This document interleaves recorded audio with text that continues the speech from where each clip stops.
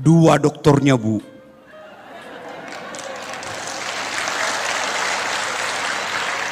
Mungkin banyak orang dua doktornya tapi sama disiplin ilmunya. Saya beda disiplin ilmu. Satu doktor komunikasi, satu doktor hukum Islam. Mungkin ada yang beda disiplin ilmunya tapi sama-sama negaranya. Saya beda negara. Satu dalam negeri, satu luar negeri. Bersamaan pula waktunya. Tidak masuk di akal itu. Sampai saya difitnah waktu itu, Ustadz tidak kuliah. Saya tidak bantah, langsung saya kasih lihat ijazahku. Ini ijazah saya.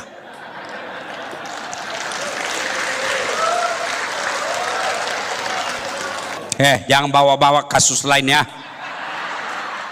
Bapak Ibu, saudara-saudara sekalian, teristimewa para ulama yang kami muliakan, bapak-bapak pejabat sipil militer TNI Polri, dan terkhusus yang mewakili Rektor Undiksa, Bapak Wakil Rektor 3, Prof, Bapak ini hebat, bisa mewakili Rektor.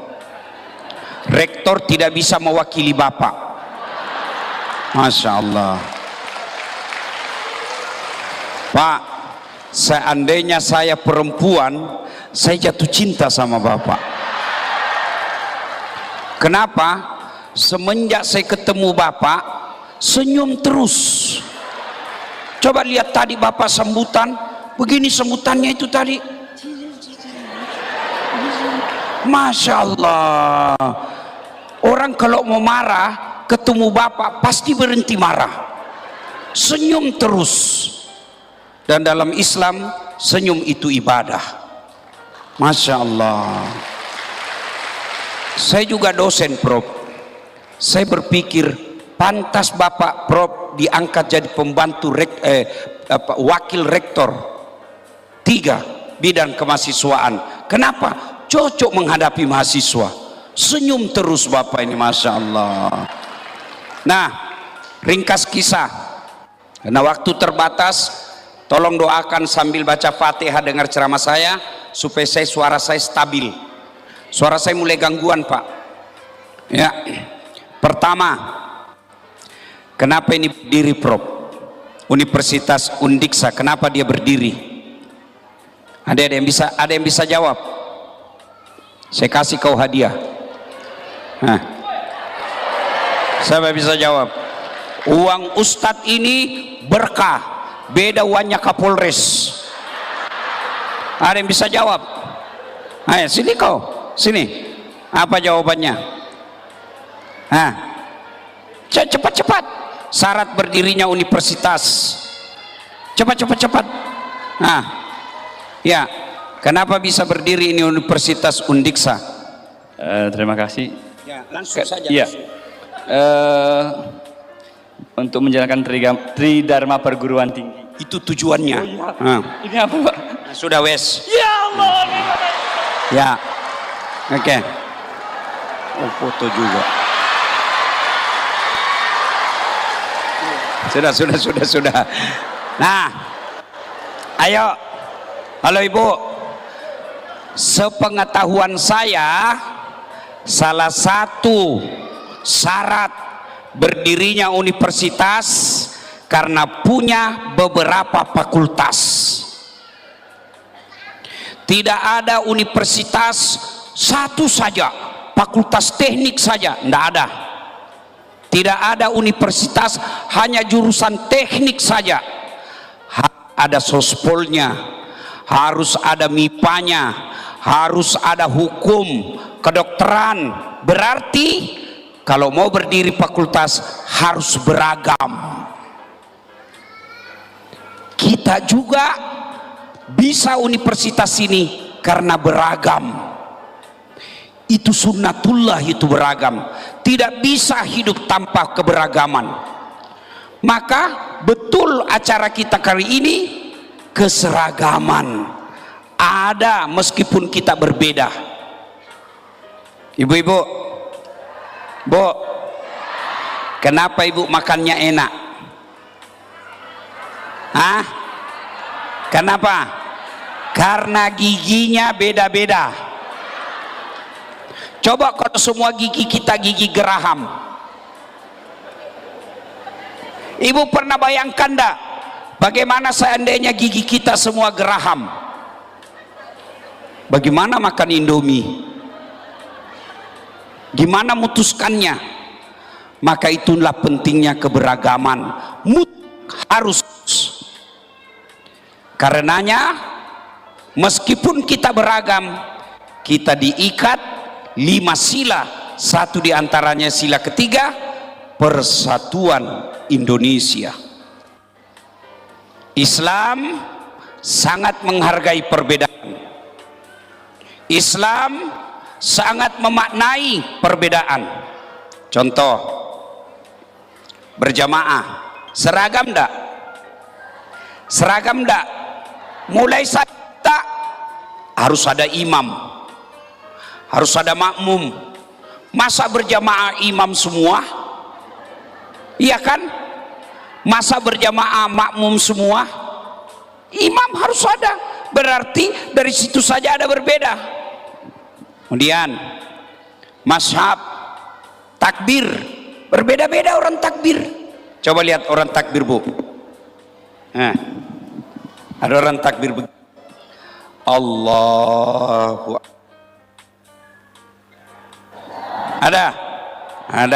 Ada juga yang begini. Allahu Akbar. Ada juga yang Allahu Akbar. Ada. Iya toh? Ada juga yang terlalu semangat. Allah. Sah tidak? Sah. Ayo, meletakkan tangan. Allah. Pertama. Yang kedua, Allah Akbar di bawah dada. Yang ketiga, Allah Akbar di atas pusat. Yang keempat, Allah Akbar di bawah pusat. Yang kelima, Allahu Akbar lurus. Ada begitu. Syiah ada. Sah. Yang mana tidak sah kalau kau pakai semua? Allahu Akbar. Pasti tidak sah. Iya. Maka persatuan berbeda boleh, tapi kita tetap bersatu. Coba lagi lihat tangan.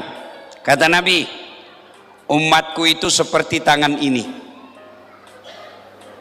Umatku itu seperti badan ini, kata Nabi. Tangan kanan gatal tanpa disuruh kiri yang garuk. Tangan kiri yang gatal tanpa diperintah kanan yang garuk. Gatal dua-duanya kerjasama. Iya kan? Nggak ada orang gatal tangan kanannya dia bilang, hah, rasa kau gatal sendiri, kau garuk sendirilah kau. Iya kan? Iya. Anak muda lagi jalan-jalan malam minggu, jalan-jalan, tahan tuh kakinya, suk.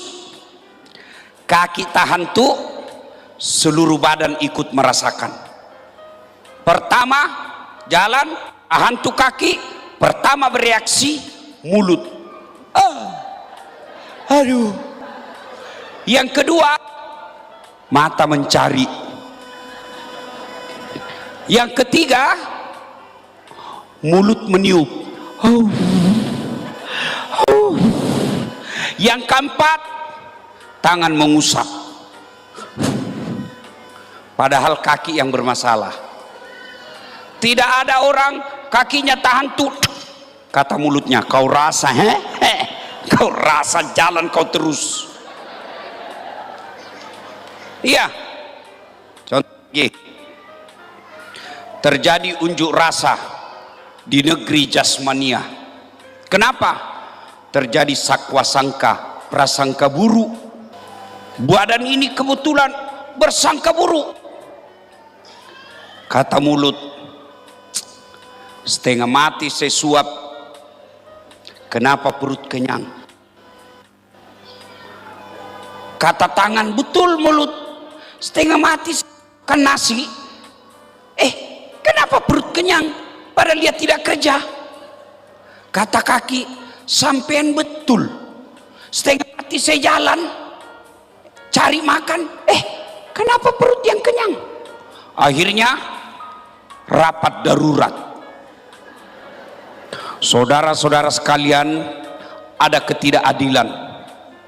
Setengah mati kita bekerja, kenapa perut yang kenyang padahal perut tidak bekerja? Jadi jalan keluarnya apa? Saudara-saudara sekalian, mulai hari ini mogok makan. Setuju? Setuju.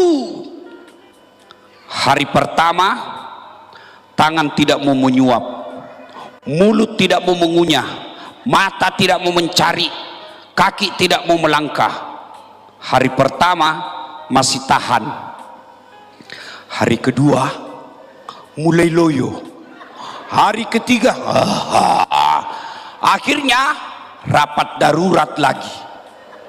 Saudara-saudara sekalian, kata mulut, betul saya mengunyah, betul saya, kata tangan, betul saya menyuap, kata kaki, betul saya melangkah, kata mata, betul saya mencari, betul perut kenyang, tapi dia tidak kenyang sendiri, dia kenyang sesaat, lalu setelah itu dia bantu kita, dia salurkan seluruh makanan itu ke seluruh tubuh sehingga kita bisa bekerja. Mulai hari ini mogok berhenti. Kenapa? Merugikan diri sendiri. Itu di kampus. Jangan sedikit-sedikit demo, sedikit-sedikit unjuk rasa. Kalau demo unjuk rasa, siapa yang rugi? Kita sendiri universitas ini. Maka yang baik bukan tapi datangi pembantu rektor, datangi rektor, sampaikan aspirasi dengan baik, baru kita musyawarahkan. Wa'tasimu bihablillahi jami'an wa la tafarraqu. Berpegang teguhlah engkau kepada tali persaudaraan agama Allah dan janganlah engkau bercerai-berai. Kenapa perlu dijaga kebersamaan ini? Terutama di Provinsi Bali. Kenapa? Kenapa perlu kita rukun damai? Ibu-ibu, halo ibu, bapak-bapak, pernah lihat wisatawan? Pernah lihat orang bule? Bukan pernah, sering. Tahu enggak? Orang Australia keluar duitnya puluhan juta sampai ratusan juta rupiah untuk apa? Mau pergi lihat sawah yang bertingkat-tingkat. Ya kan? Ya. Habis duitnya, meninggalkan negaranya, ngurus tiket hanya untuk datang lihat sawah di Bali. Bapak Ibu tidak perlu keluar uang bisa lihat sawah. Keluar saja rumah sudah kelihatan sawah. Coba lihat, orang Arab, orang Amerika, orang Eropa datang keluar duit sampai puluhan juta hanya untuk apa? Melihat gunung di Bali yang hijau. Arab kaya, gunungnya batu, ndak ada pak rumputnya gunungnya, coklat mereka gunungnya. Maka dia datang ke Bali mau melihat gunung yang hijau, keluar duitnya sampai puluhan juta. Bapak Ibu mau lihat gunung tidak perlu keluar uang, keluar rumah, pak, gunung gratis Bapak lihat. Orang Australia, Eropa datang ke Bali mau lihat apa? Mau lihat pesisir pantai. Keluar duitnya sampai ratusan juta hanya untuk lihat pantai. Kita tidak perlu keluar duit, keluar rumah ambil motor, pesisir pantai lengkap dengan auratnya perempuan-perempuan kelihatan pantatnya. Makanya kita jaga ini. Karena kalau ribut tidak ada lagi. orang tidak akan datang ke tanah Bali. Ketika orang tidak datang ke tanah Bali, bukan cuma orang Hindu yang akan merasakan siksaan, penderitaan, orang Islam juga akan ikut rugi. Perlu bapak-bapak orang Islam tahu ini. Ada enggak perantau di sini, penduduk datang dari luar? Coba angkat tangan. Coba angkat tangan. Yang perantau, yang asli orang Bali sini mana? Oh, banyak juga ya. Masya Allah. Pantas Pak pembantu rektor tadi katakan sini ada kampung Islam Ustadz. Bapak Ibu, bapak yang perantau datang ke sini mesti bersyukur. Kenapa? Meskipun berbeda agama dengan orang asli tempatan, bapak diterima dengan tenang, bahkan boleh cari nafkah, tidak pernah diganggu. Maka sebagai pendatang kita harus jaga ketentraman, kerukunan, persaudaraan di tempat.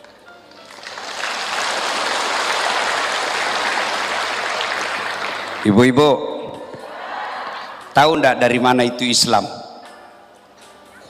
Dari mana asalnya? Negara Arab. Tapi coba lihat negara Arab sekarang. Syam yang disebut dalam Quran, Syria sekarang, coba lihat kasihan. Gaza, lihat sekarang. Kita di sini bisa dakwah, bisa tabligh akbar di tengah-tengah perkampungan non muslim karena kita damai.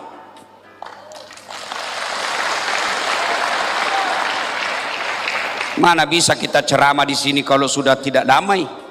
Lagi assalamualaikum ada batu. Assalamualaikum. Marilah kita menjatkan puji. Mana bisa? Makanya semua kita wajib menjaga kerukunan ini. Boleh berbeda agama, jangan hina agamanya orang. Jelas dalam Quran dijelaskan, jangan kau hina Tuhan-Tuhan. Itu namanya kebersamaan.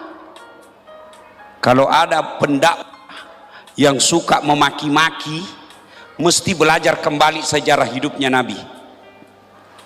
Nabi tidak pernah memaki agamanya orang. Nabi tidak pernah menyerang agamanya orang. Nabi nanti perang ketika agamanya diserang. Sama pribadinya Nabi diserang, Nabi senyum saja. Maka Dek, tunjukkan kita sebagai muslim di universitas ini, muslim yang rahmatan lil alamin, rahmat bagi seluruh alam.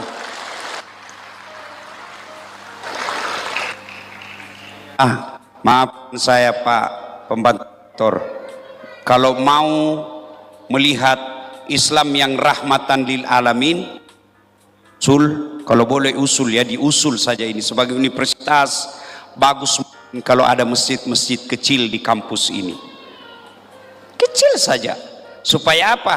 Tempatnya orang-orang mau belajar Islam, dia dengar dakwah, tidak usah keluar asalnya, cukup ada tempatnya orang Islam menunjukkan Islam yang rahmatan lil alamin di situ. Ini usul saja, usul. Nah, kalau dianggap tidak kondusif dan tidak belum saatnya, diabaikan saja. Orang Islam saja boleh dia sholat. Ada musola. Oh, beda musola dengan masjid. Ada ya? Alhamdulillah. Ya. Ibu bapak saudara sekalian. Nah, itulah pentingnya menjaga persaudaraan. Kenapa? Karena kalau rusuh tidak bisa kita kuliah. Kalau ribut tidak bisa kita ibadah. Kalau ribut tidak bisa kita cari nafkah. Satu. Yang kedua, berkaitan dengan agama. Nabi pernah tanya, atadruna manil muflis? Tahu ndak kamu siapa yang bangkrut nanti di akhirat? Ibu-ibu tahu ndak bangkrut? Ibu tahu bangkrut? Nabi tanya. Cek. Tahu ndak kamu siapa yang bangkrut di akhirat? Sahabat berkata, yang tidak sholat ya Rasul, dia sholat. Yang tidak puasa ya Rasul, dia puasa. Yang tidak bayar zakat ya Rasul, dia bayar zakat. Yang tidak haji mungkin ya Rasul, dia haji. Kalau begitu, siapa yang bangkrut ya Rasul? Jarusu wa khati'ur rahim, tetangga yang jahat sama tetangganya dan yang memutuskan tali persaudaraan. Sahabat bertanya, ya Rasul, kenapa dia bisa bangkrut? Dia kan sholat, dia puasa, dia haji, kok bisa bangkrut? Kata Nabi, betul, hablu minallahnya baik, tapi hablu minan nasnya hancur, rusak. Tetangganya dia ganggu, di kampus dia suka merusak-rusak, dia suka mengganggu tetangganya, dia ambil haknya tetangganya, maka dia bangkrut nanti di akhirat. Ketika di store sholatnya, ya Allah ini sholatku, datang tetangganya, tunggu dulu, saya pernah bertetangga itu dulu, dia serobot pagar saya, dia ambil tanahku 30 cm, gara-gara pagarku dia ambil 30 cm, saya tidak punya got, setiap hujan pasti kebanjiran rumah saya, 30 tahun saya selalu kebanjiran, saya minta keadilan. Allah berfirman, ya sudah, ambil sholatnya. Habis sudah sholatnya bu, dia setor puasanya, ya Allah ini puasaku. Datang lagi tetangganya, tunggu dulu, saya pernah sama-sama caleg, dia fitnah saya, katanya anakku yang keriting rambutnya bukan anaknya suamiku, karena suamiku lurus rambutnya. Gara-gara fitnahnya saya kalah, padahal sudah jual rumah.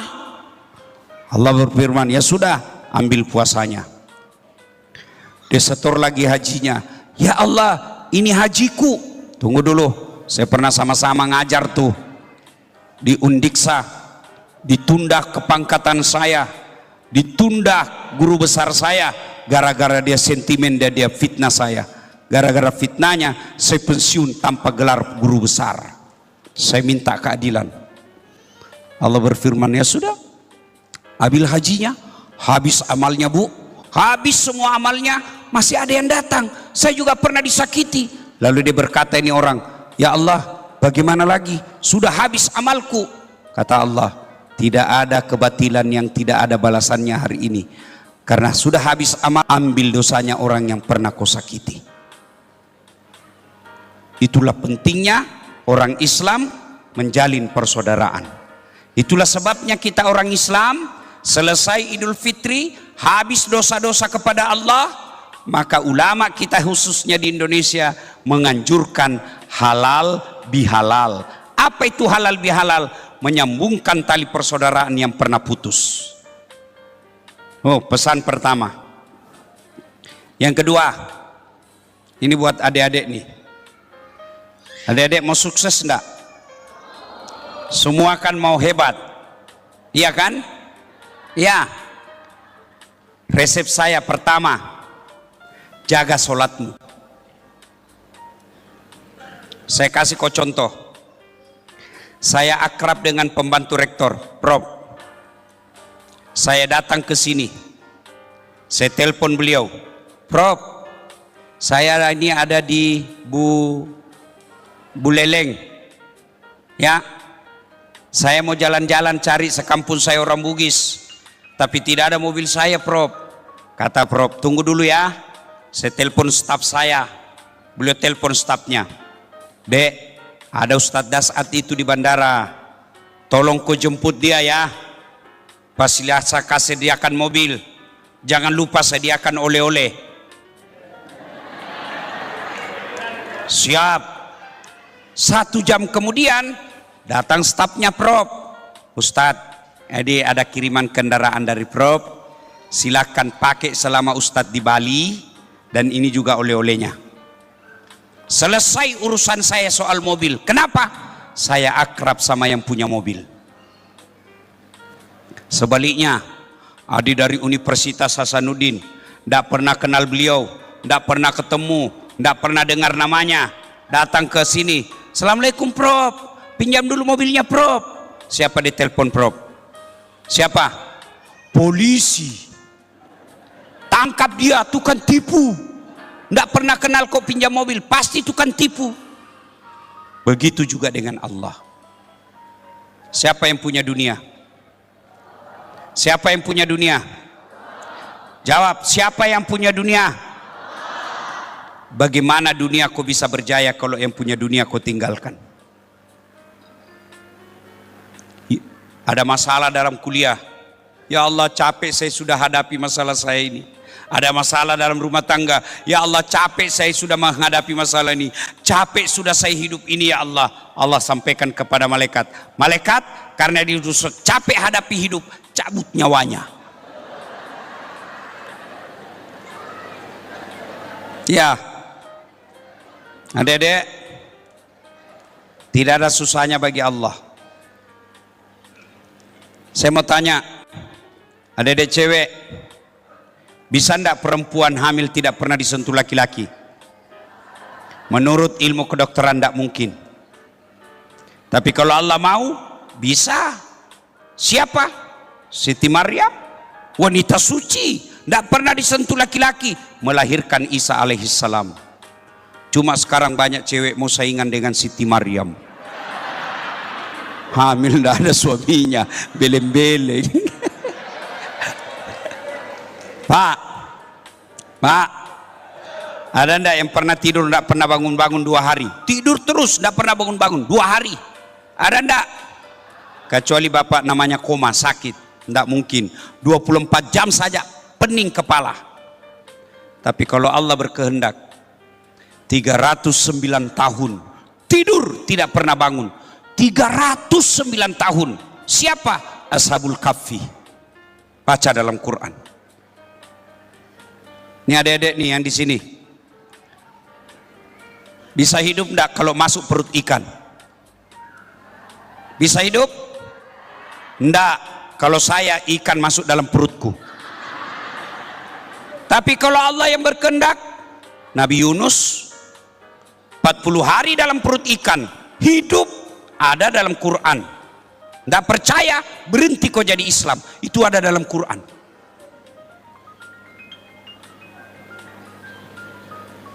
Saudara-saudara sekalian, bisa tidak hidup dibakar api? Bakar api sangat besar, bisa hidup? Kalau Allah bilang mau, boleh. Siapa? Ibrahim alaihissalam. Semua tidak masuk akal. Kalau Allah berkehendak, tidak ada yang tidak masuk akal. Maka adik-adik, gampang jadi pegawai negeri, gampang jadi pengusaha, gampang punya rumah mewah. Caranya dekati yang punya dunia. Kalau Allah yang kasih kamu, tidak ada yang mustahil di sisi Allah. Caranya sholat.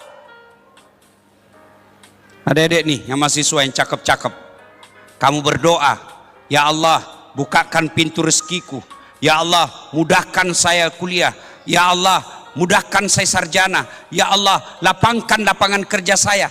Kamu pikir Allah tidak dengar? Allah dengar itu.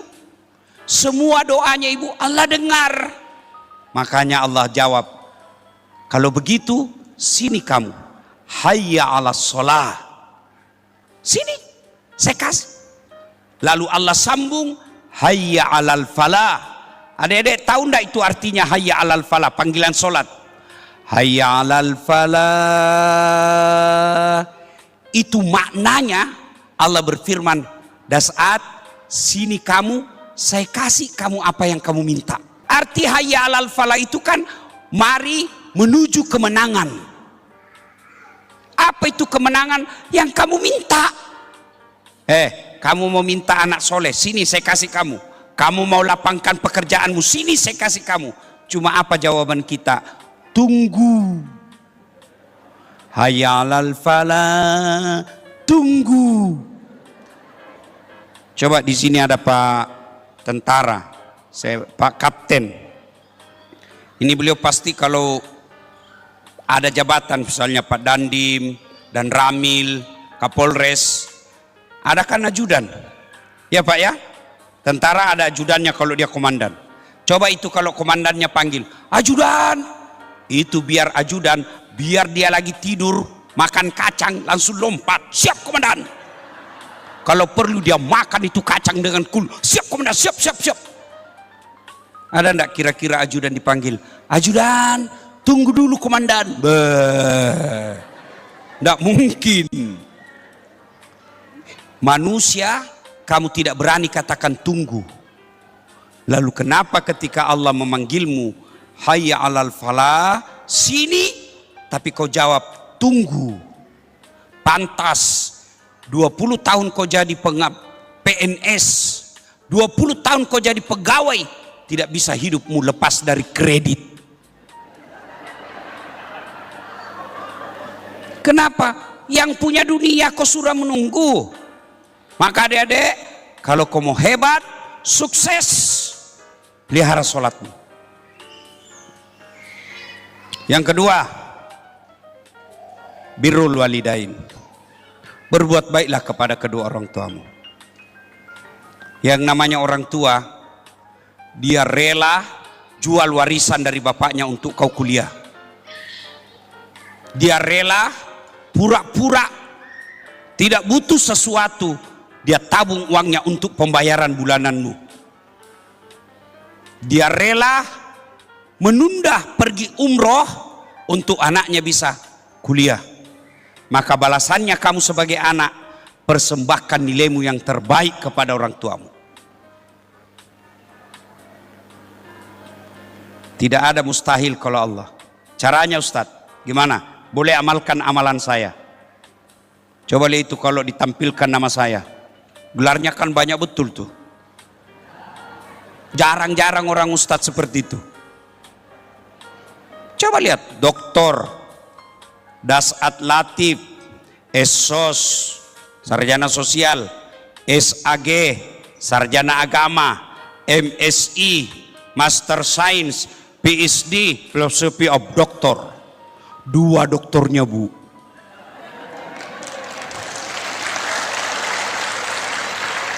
Mungkin banyak orang 2 doktornya tapi sama disiplin ilmunya. Saya beda disiplin ilmu. 1 doktor komunikasi, 1 doktor hukum Islam. Mungkin ada yang beda disiplin ilmunya tapi sama-sama negaranya. Saya beda negara. 1 dalam negeri, 1 luar negeri. Bersamaan pula waktunya. Tidak masuk di akal itu. Sampai saya difitnah waktu itu, Ustadz tidak kuliah. Saya tidak bantah, langsung saya kasih lihat ijazahku. Ini ijazah saya.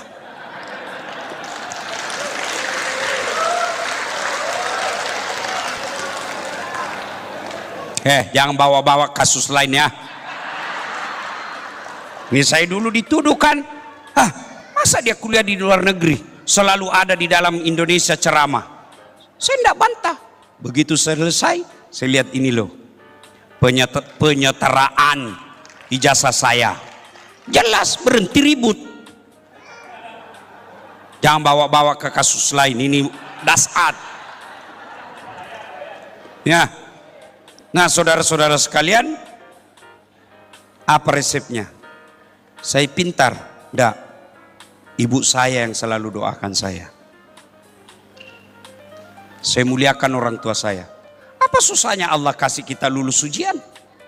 Tiba-tiba penguji kita tersentuh hatinya, yang tadinya mau kasih nilai B, dia kasih A. Allah gerakkan hatinya. La haula wala quwata illa billah. Adik-adik, kalau kau lihat masa orang yang sebaya saya, yang pernah bergaul sama saya, dia lihat saya tidak masuk dia. Saya pernah menjadi pegawai perkoran. Saat saya kuliah dari SMA dan kuliah, saya pernah menjadi pegawai catering Jalan Harimau depan Masjid Baitul Aman, lorong 77A, yang punya catering namanya Bapak Reza. Saya bilang sama dia, Pak, tidak usah kasih gaji saya, cukup kasih makan saya 2 kali sehari bersama adik saya. Saya bawa itu catering makanannya. Saya pernah jadi guru ngaji keliling, jalan kaki pergi ngajar ngaji. Jadi tukang cuci, naik sepeda BMX dari Jalan Harimau ke Jalan Antang, berkilo-kilometer. Dicuri lagi sepeda BMX saya. Sampai sekarang saya belum tahu siapa pelakunya. Jalan kaki saya waktu SMA, dari Jalan Harimau ke Jalan Cakalang SMA 4. Waktu saya wisuda sarjana S1 saya naik angkot. Saya bungkus, saya punya baju toga dengan jubah, Saya bungkus. Kenapa? Saya malu pakai angkot baju toga. Saya bungkus dalam kantong kresek. Sampai di kampus Unhas saya cari toilet untuk pakai baju. Tidak ada orang tua saya yang hadir. Karena orang tua saya tidak bisa bayar angkot dari kampung saya.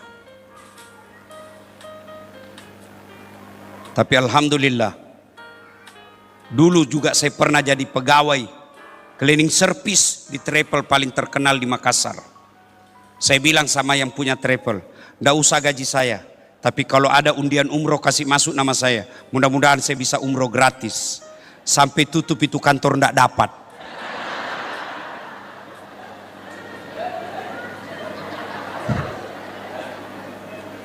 Dengan izin Allah.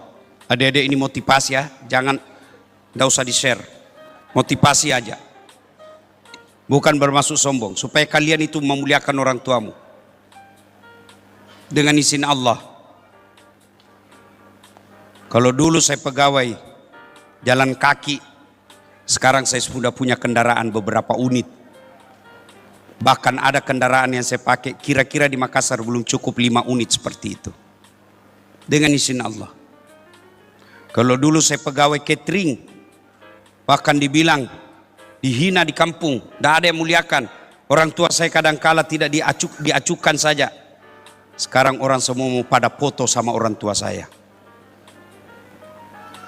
Saya pernah jemput ibu saya jemput antar jemput pakai helikopter di kampung saya. Untuk apa? Saya muliakan bahwa ini loh, kalau kau muliakan orang tuamu, Allah angkat derajatmu.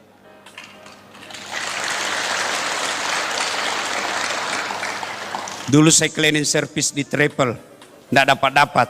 Alhamdulillah sekarang saya punya travel sendiri. Bahkan bisa menghajikan, mengumrohkan orang. Dengan izin Allah. Dulu saya setengah mati cari beasiswa, sekarang saya yang kasih orang beasiswa. Dengan izin Allah. Tidak ada yang mustahil bagi Allah. Yang penting, hablum minallah perbaiki solat, hablum minas orang tuamu kau muliakan. Cuma sekarang anak-anak lebih hormat sama pacarnya daripada orang tuanya. Betul-betul kau semua pelakunya. Baru 2 bulan pacaran sudah panggil papi mami. Hati-hati sayang. Dikirim jauh-jauh kuliah, yang dibawa cucu. Mana hidupmu mau baik? Kalau sama cowoknya jabat tangan, iya kak. Sama bapaknya. Percaya deh, kalau kau durhaka dan kau sakiti hati orang tuamu, bisa jadi kau sarjana, tapi kelak kau akan jadi sarjana pengangguran. Kenapa? Allah cabut keberkahan ilmu yang ada dalam dirimu. Tapi orang tua saya tidak sholat, bukan urusanmu. Orang tua saya tukang judi, bukan urusanmu. Orang tua saya kawin lagi, bukan urusanmu. Urusanmu muliakan orang tuamu, Allah yang muliakan hidupmu. Ridha Allah fi ridal walidain. Ridanya Allah tergantung ridanya orang tua. Termasuk orang tua, muliakan dosenmu. Itu orang tua itu. Sekarang anak-anak dia gosip dosennya di grup. Kau ketawa karena kau semua pelakunya.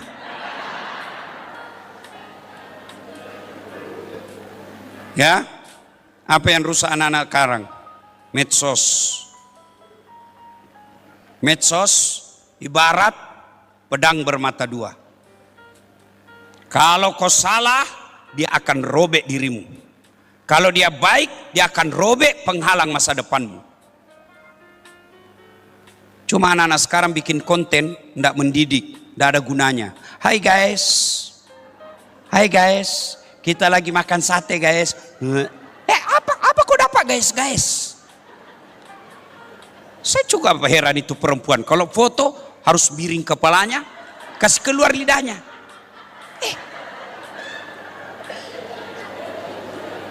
Coba kalau kau sebut fakultasmu, misalnya olahraga, kau bikin konten tentang olahraga. Kali ini kita bahas tentang olahraga. Sering kita dengar olahraga, tapi kita tidak tahu apa itu olahraga. Baik, olahraga berasal dari kata ini, sudah. Sudah berikutnya posting yang kedua. Apa faedah olahraga? Supaya orang nonton, ada ilmu dia dapat. Apa jurusanmu? Fakultas Hukum. Oke, kali ini kita bicara tentang hukum. Apa itu hukum? Apa itu pidana? Apa itu perdata? Apa itu hakim? Apa itu jaksa? Apa itu keputusan? Coba kau jelaskan itu, ada gunanya. Apa gunanya? Coba lihat muka saya. Jelek. Hidung pesek. Hitam. Tidak tahu dilihat dari mana menarik. Memang saya tidak gagah, Ibu. Tapi saya penuh pesona. Mana buktinya? Kau mau semua foto sama saya toh? Kenapa? Karena ada ilmu. Ilmu. Dulu saya dihina orang. Alhamdulillah, saya bisa berdiri di sini. Bukan karena saya cakep, bukan karena saya pejabat, bukan karena saya selebriti, bukan karena saya kaya, tapi saya punya ilmu. Maka adik-adik sekalian belajar. Janji Allah dalam Quran, yarfa'illahu alladhina amanu minkum walladhina utul ilma darajat. Allah mengangkat derajatmu. Dengan catatan sertakan Quran tadi, iman, ilmu. Kalau tidak ada imannya, ilmumu akan bahaya. Coba lihat itu di KPK. Yang ditangkap KPK, yang ditangkap jaksa, yang ditangkap polisi. Ada ndak orang bego? Ada ndak buta huruf? Ndak. Banyak profesor, banyak doktor, banyak pejabat ditangkap. Ndak ada orang ditangkap gara-gara dia bodoh. Ndak. Kenapa dia ditangkap? Dia punya ilmu, tapi ilmunya tidak disertai iman. Ibu-ibu tahu bajing? Tahu bajing, Ibu? Tahu bajing? Bajing itu makannya kacang-kacangan. Tapi bajingan, aspal, beton, tegel, dia makan semua. Itu apanya yang rusak? Bukan ilmunya, imannya. Maka adik-adik sekalian, tepat sekali kalian menuntut ilmu. Karena itu jalan, tangga menurut Quran, Allah angkat derajatmu. Dengan catatan, sertakan iman. Kalau tidak ada iman, ilmumu akan mendorongmu masuk ke dalam neraka. Maka sertakan ilmu. Itulah kita dalam Islam disebut puncak dari semua ilmu adalah adab, etika, akhlak. Nabi pernah ditanya, ya Rasulullah, untuk apa kau diutus ke muka bumi ini? Nabi menjawab, li utammimal makarimal akhlak, memperbaiki akhlak manusia. Ibu bapak saudara-saudara sekalian, pada akhirnya kita datang di sini untuk mewujudkan wa'tasimu bihablillahi jami'an wa la tafarraqu. Berpegang teguhlah engkau kepada tali persaudaraan agama Allah dan janganlah engkau bercerai-berai. Terima kasih atas undangannya. Mudah-mudahan kehadiran saya ada manfaat. Ya. Saya lama kepada panitia. Kenapa lama baru saya kasih waktu? Lama kan berbulan-bulan saya dihubungi. Saya perlu jelaskan deh supaya tidak ada sakwa sangka. Kenapa lama? Karena saya tunggu orang yang mengundang saya datang supaya saya gandengkan dengan kampus ini. Kenapa? Karena saya tahu adik-adik tidak punya pembeli tiket pesawat. Ini namanya anak mahasiswa, baru mau basar, baru mau celengan diedarkan, tiket mahal, penginapan mahal. Tapi alhamdulillah saya bilang kita cari, ada polisi yang undang saya datang. Ambil itu supaya polisi yang tanggung tiketnya. Ya. Itu maknanya itu uhuwah, persaudaraan. Ya. Sehingga ada polisi, ada mahasiswa, ada jamaah, selesai. Bersatu. Biar saya mau ceramah, kalau tidak ada jamaah, Tidak jalan. Saya ceramah di sini 1 jam berapi-api, tidak ada jamaah. Lewat pembantu rektor, sudah lama sakit itu ustadzmu. Inilah pentingnya bersaudara ya. Terima kasih. Saya doakan mudah-mudahan niat dari universitas ini menjadi PMBH, PTMBH. Ya, Unhas sudah masuk ya PTMBH. Jadi mengelola sendiri. Mudah-mudahan terwujud. Ya, amin. Demikian, lebih dan kurangnya mohon dimaafkan. Salam hormat kepada Pak Rektor. Mudah-mudahan Pak Rektor sehat walafiat, dikuatkan dalam memimpin universitas ini. Dosen-dosennya dibahagiakan, dimurahkan rezekinya, dikuatkan fisiknya, bahagia rumah tangganya. Demikian, lebih dan kurangnya mohon dimaafkan. Usikum wa nafsi bitaqwallah. Fastabiqul khairat. Assalamualaikum warahmatullahi wabarakatuh.